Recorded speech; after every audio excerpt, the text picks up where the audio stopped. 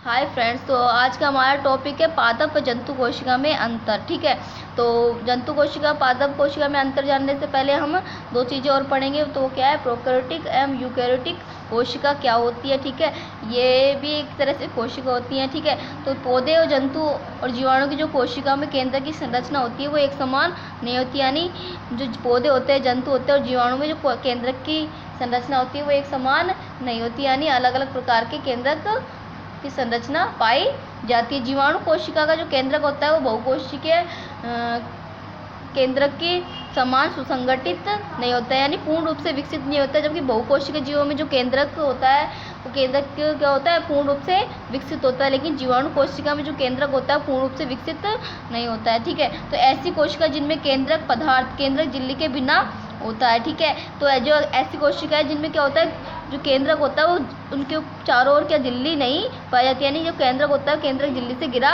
नहीं होता है। तो ऐसी कोशिकाओं को क्या बोलते हैं, प्रोकैरियोटिक कोशिका कहलाती है। ठीक है, तो ऐसी कोशिकाओं को क्या नाम दिया, जिनमें केंद्रक झिल्ली अनुपस्थित होती है उन्हें क्या कहते हैं, प्रोकैरियोटिक कोशिका कहते हैं। इस प्रकार की कोशिका वाले जीव, जो इस प्रकार की जो कोशिका जिनमें केंद्रक झिल्ली नहीं पाई जाती, ऐसे जीवों को क्या बोलते हैं, प्रोकैरियोट्स कहलाते हैं। तो ऐसे जीवों को क्या बोलते हैं, प्रोकैरियोट्स कहते हैं। ठीक है, उदाहरण के लिए जीवाणु और नीरे हरे शैवाल, यानी जो जीवाणु होते हैं और नीरे हरे शैवाल होते हैं उनमें क्या केंद्रक में केंद्रक झिल्ली अनुपस्थित होती है, यानी उनका जो केंद्रक होता है वो पूर्ण रूप से विकसित नहीं होता है। ठीक है, तो ऐसी कोशिका जिनमें केंद्रक पदार्थ झिल्ली युक्त सुसंगठित केंद्रक पाया जाता है। ठीक है, तो ऐसे जीव या ऐसी कोशिका जिनमें जो केंद्रक पदार्थ होता है केंद्रक झिल्ली से युक्त होता है, यानी केंद्रक झिल्ली से घिरा होता है और क्या होता है, पूर्ण रूप से विकसित होता है, यानी पूर्ण रूप से परिपक्व होता है। ऐसे जो कोशिका होती है, ऐसी कोशिका उसको यूकैरियोटिक कोशिका कहते हैं, यानी ऐसी जो कोशिका होती है उस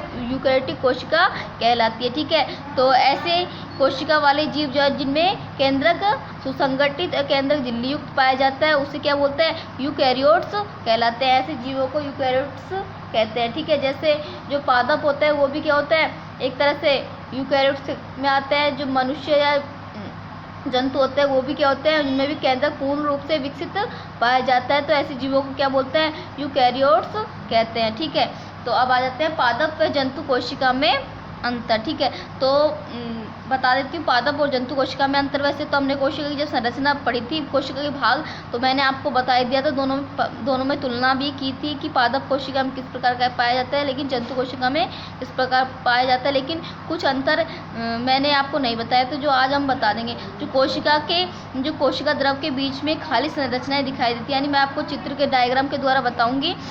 जो कोशिका में जो कोशिका द्रव में बीच बीच में बहुत सारी ऐसी खाली संरचनाएं पाई जाती हैं जिन्हें बोलते हैं रिक्तिका कहते हैं। ठीक है, रिक्तिका।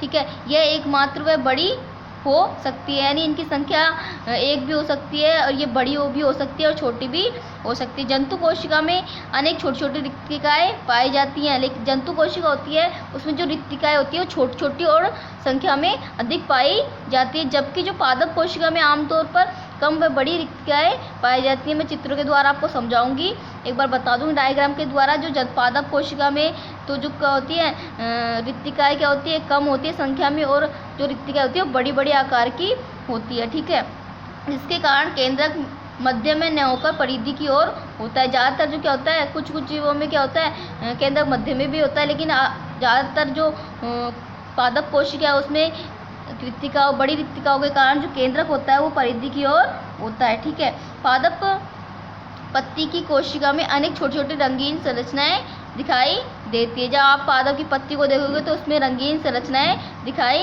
देती हैं। कि आप कलरफुल पत्तियां देखी होंगी, उसमें विभिन्न रंगों की पत्तियां भी पाई जाती है। जैसे कोई पिंक होती है, कोई हरी होती है, कोई कैसी होती है। तो ये क्या होती है, विभिन्न रंगों के कारण होती है। वे पत्ती की कोशिका के कोशिका द्रव में छितरी रहती है, यानी जो संरचना होती है, जो पत्ती की जो कोशिका द्रव होता है उसमें क्या होती है, एक तरह से छितरी बिखरी हुई रहती है, जो रंगीन संरचनाएं होती हैं। इन्हें प्लास्टिड कहते हैं, यानी उन संरचनाएं जो कोशिका द्रव पत्ती की कोशिका द्रव में क्या होती है, बिखरी रहती है, रंगीन संरचना, उनको क्या बोलते हैं, प्लास्टिड कहते हैं। ठीक है, ये प्लास्टिड विभिन्न रंगों के होते हैं। मैंने बताया था ये जो प्लास्टिड होती हैं वो विभिन्न रंगों की हो सकती है, पिंक भी हो सकती है, हरे रंग की भी हो सकती है, पीले रंग की भी हो सकती है, यानी विभिन्न रंगों की हो सकती है। इन्हें प्लास्टिड कहते हैं। उनमें कुछ में हरा रंजक उपस्थित होता है, यानी कुछ पत्तियों में क्या होता है, हरा रंजक उपस्थित होता है, जिसे क्या बोलते हैं, क्लोरोफिल कहते हैं। ठीक है, जो हरे रंग का पदार्थ जो रंजक उपस्थित होता है पत्तियों में, उसे क्या बोलते हैं, क्लोरोफिल कहते हैं। ये प्रश्न भी बनता है कि पत्तियों का हरा रंग किस रंजक के कारण होता है, तो किसके कारण होता है, क्लोरोफिल के कारण होता है। ठीक है, हरे रंग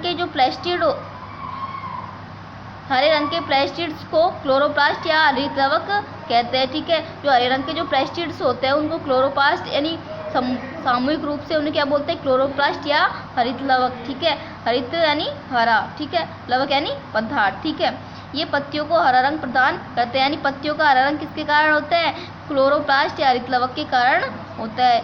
पत्तियों में क्लोरोफिल प्रकाश संश्लेषण के लिए आवश्यक होता है, यानी जो क्लोरोफिल होता है पत्तियों में वो क्या होता है, प्रकाश संश्लेषण के लिए आवश्यक होता है। यानी बिना क्लोरोफिल के जो पौधे होते हैं वो प्रकाश संश्लेषण की क्रिया नहीं कर पाते हैं, क्योंकि प्रकाश संश्लेषण के क्रिया के द्वारा ही जो क्या होता है, पेड़ पौधे अपना भोजन बनाते हैं। ठीक है, तो इसलिए जो पत्तियों में ये क्या है, बहुत ही आवश्यक है, क्या, क्लोरोफिल। ठीक है, तो बिना क्लोरोफिल के पत्तियां प्रकाश संश्लेषण की क्रिया नहीं कर पाएंगी, इसलिए कि आवश्यक तत्व पौधे में क्या है, क्लोरोफिल, या प्रकाश संश्लेषण के लिए आवश्यक तत्व क्या है, क्लोरोफिल पाया जाता है। ठीक है, अब मैं एक चित्र द्वारा आपको समझा देती हूँ जो संरचना है पादप कोशिका की और जंतु कोशिका की। ठीक है, तो जो जंतु कोशिका की और जो पादप कोशिका की संरचना आप देख रहे हो, पादप कोशिका की संरचना देख रहे हो, उसमें जो ये चीज, पहले तो मैं पूरी संरचना बता देती हूँ। जो बाहरी संरचना होती है उसमें ये पहली संरचना क्या है, ये कोशिका झिल्ली। ठीक है, कोशिका झिल्ली है,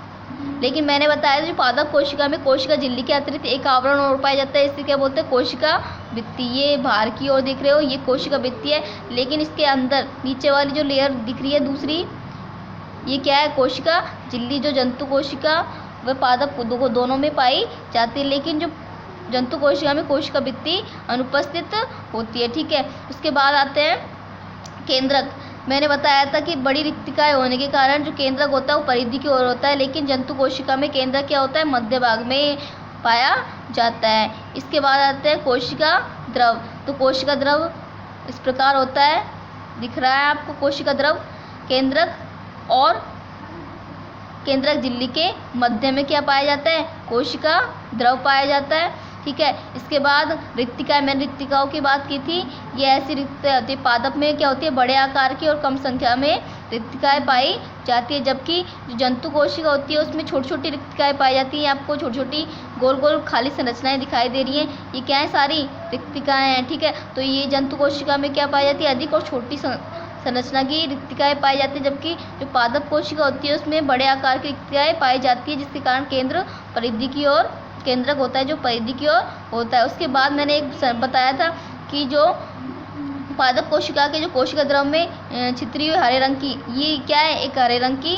संरचना है, छितरी रहती है रंगीन, इन्हें क्या बोलते हैं, हरित लवक, जिसके कारण पत्तियों का रंग क्या होता है, हरा रंग होता है। ठीक है, तो मैंने आपको दोनों की संरचनाएं बता दी किस प्रकार क्या होती है, तो आप संरचना के द्वारा समझ भी गए होंगे पादप कोशिका और जंतु कोशिका में अंतर, जंतु कोशिका में क्या उपस्थित होता है, पादप कोशिका में क्या उपस्थित होता है। लेकिन एक बार और बता देती हूँ, जो जंतु कोशिका में क्या होते हैं, कोशिकांग कम पाए जाते हैं। जंतु कोशिका क्या होती है, पूर्ण विकसित कोशिका होती है, तो एक तरह से इसमें कोशिकांग सारे पाए जाते हैं, लेकिन कुछ कुछ कोशिकांग पादप कोशिका में नहीं पाए जाते हैं, वो जंतु कोशिका में ही पाए जाते हैं। ठीक है, तो कोशिकांग के बारे में मैंने बताया था, जैसे माइटोकॉन्ड्रिया, हरितलवक है, लाइसोसोम है, जो जैसे जंतु कोशिका में हरितलवक नहीं पाया जाता, पादप कोशिका में पाया जाता है। तारक काय होता है वो जंतु कोशिका में पाया जाता है, पादप कोशिका में अनुपस्थित होता है। बहुत सारे जो कोशिकांग है जो कोई जंतु कोशिका में पाया जाता है, कोई पादप कोशिका में नहीं पाया जाता, कोई पादप कोशिका में पाया जाता है, कोई जंतु कोशिका में नहीं पाया जाता है। ठीक है, तो ऐसी बहुत सारी संरचना, तो हम अंतर पढ़ लेते हैं। मैंने यहाँ पर 5 अंतर लिखे हैं जो हम पहले पढ़ चुके हैं। तो पहले ले लेते हैं, कोशिका भित्ति पाई जाती है, यानी पादप कोशिका में जो कोशिका भित्ति होती है पाई जाती है, लेकिन जंतु कोशिका में कोशिका भित्ति नहीं पाई जाती। जो पादप कोशिका होता है वो उसमें केंद्र क्या होता है, परिधि की ओर हो सकता है, लेकिन जो जंतु कोशिका होता है उसमें जो केंद्रक होता है वो मध्य में होता है। ठीक है, जो पादप कोशिका होती है उसमें हरितलवक पाए जाते हैं, यानी जो हरितलवक होते हैं वो क्या करते हैं, पत्तियों को हरा रंग प्रदान करते हैं, लेकिन जो जंतु कोशिका में जो रंग तो होता ही नहीं है, तो इसमें हरितलवक नहीं उपस्थित होते हैं। ठीक है, जो पादप कोशिका है उसमें रिक्तिकाएं बड़ी व कम होती है। मैंने बताया था अभी चित्र में या डायग्राम में, जो पादप कोशिका उसमें होती है उसमें रिक्तिकाएं बड़ी व कम संख्या में होती है, लेकिन जो जंतु कोशिका होती है उसमें जो रिक्तिकाएं होती है वो छोटे आकार की संख्या में अधिक होती है। पांचवा अंतर ले लेते हैं हम, इनमें प्रकाश संश्लेषण होता है। ठीक है, तो पादप कोशिका होती है उनमें प्रकाश संश्लेषण क्रिया होती है जिसके द्वारा वो भोजन बनाते हैं, लेकिन जो जंतु कोशिका होती है उसमें प्रकाश संश्लेषण की क्रिया नहीं होती है। ठीक है, तो ये मैंने आपको छोटे छोटे 5 अंतर बता दिए हैं। बहुत सारे अंतर हैं ऐसे तो, लेकिन मैंने आपको यहाँ पर 5 ही बताए हैं। तो आज का हमारा टॉपिक इतना ही है। धन्यवाद। वीडियो अच्छे लगे तो या लाइक ज़रूर करना। ठीक है।